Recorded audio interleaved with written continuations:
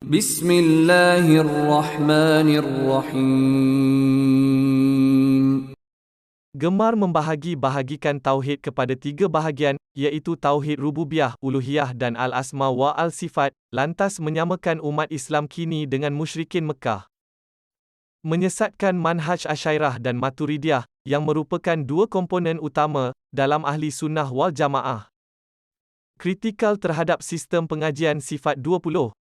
Gemar membahaskan ayat-ayat mutasyabihat dan perihal istiwa Allah Ta'ala, tangan Allah Ta'ala, di mana Allah Ta'ala dan lain-lain ayat mutasyabihat, lagi lantas memahami ayat-ayat itu dengan zahir ayat. Dan mencerca mereka yang mentakwil ayat-ayat ini, akhirnya mereka secara tidak sedar termasuk di dalam golongan mujassimah dan musyabihat. Sering meletakkan isu-isu fikah dalam bab akidah, seperti tawasul dan istigatsah lantas mensyirikkan dan mengkafirkan amalan-amalan yang tidak sehaluan dengan mereka.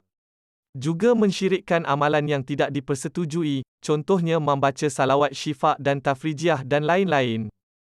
Mudah melafazkan kalimah syirik dan kufur terhadap amalan yang mereka tidak persetujui. Amat kritikal terhadap tasawuf serta tarikat, dan mengatakan bahawa tasawuf dan tarikat diambil daripada ajaran falsafah Yunan, agama Buddha dan lain-lain. Kritikal terhadap mazhab-mazhab fikah dan menganggap sesiapa yang berpegang kepada satu mazhab adalah taksub dan jumud. Mereka akan menyarankan mengikut fikah campuran atas corak pemahaman mereka dan menamakannya sebagai fikah sunnah. Membahagikan manusia kepada tiga golongan iaitu mujtahid, muttabi dan muqallid dan mencerca golongan muqallid. Bagi mereka menyeru kepada mengikut seorang alim atau imam itu hanyalah dengan dalil walaupun pada hakikatnya mereka tidak memahami dalil tersebut. Gemar bangkitkan isu-isu furuk yang sudah lama diperbahaskan para ulama terdahulu, seperti isu tahlil, talqin, kunut subuh, zikir berjamaah, zikir dengan bilangan tertentu, lafaz niat solat, ziarah makam para nabi dan ulama, sambutan Maulidur Rasul. Perkataan bid'ah sentiasa diulang-ulang pada perbuatan yang mereka tidak setuju.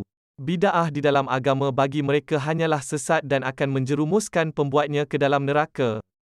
Kata-kata Imam Syatibi pada pembahagian bid'ah akan mereka ulang-ulangi. Menurut fahaman mereka pembahagian ulama lain pada bid'ah hanyalah bid'ah dari sudut bahasa.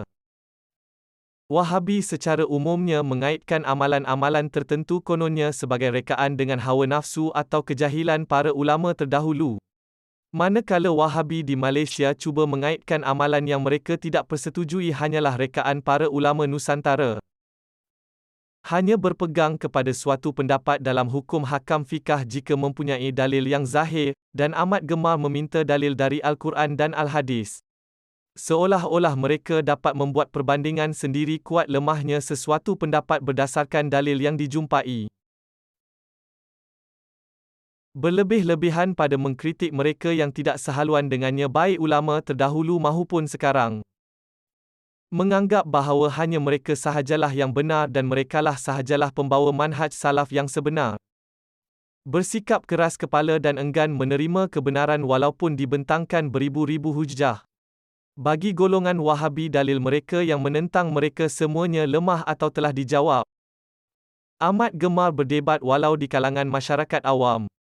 Terlalu fanatik kepada fahaman dan tokoh-tokoh yang mereka iktiraf, seperti Muhammad Abdul Wahab, Abdul Aziz bin Baz, Nasir Al-Albani, Muhammad Soleh Al-Utsaimin, Soleh Fauzan dan lain-lain. Mudah mengatakan bahawa ulama terdahulu sebagai silap ataupun sesat dan lain-lain. Mendakwa mereka mengikut manhaj salafi pada urusan akidah dan fikah, walaupun hakikatnya mereka amat jauh sekali dan tidak memahaminya. Cuba untuk menyatukan semua pihak dengan fahaman mereka, yang menyebabkan perpecahan umat. Sebahagian mereka juga bersikap lemah lembut pada kufar dan berkeras pada umat Islam. Menyesatkan dan memfasidkan sesiapa yang bercanggah dengan mereka serta melabelkan dengan pelbagai gelaran. Seolah-olah menyamatarafkan hadis dhaif dengan hadis maudhu', lantas mendakwa mereka hanya mengikut hadis yang sahih, selain kritikal terhadap penerimaan riwayat, dan ta'assub dengan penerimaan atau penolakan Nasir Al-Albani semata-mata. Membuat khianat ilmiah samada pada penulisan atau pada pentahkikan kitab-kitab lama terutamanya. اللهم أرنا الحق حقا وارزقنا اتباعه، وأرنا الباطل باطلا وارزقنا اجتنابه، ولا تجعله ملتبسا علينا فنضل، واجعلنا للمتقين إماما.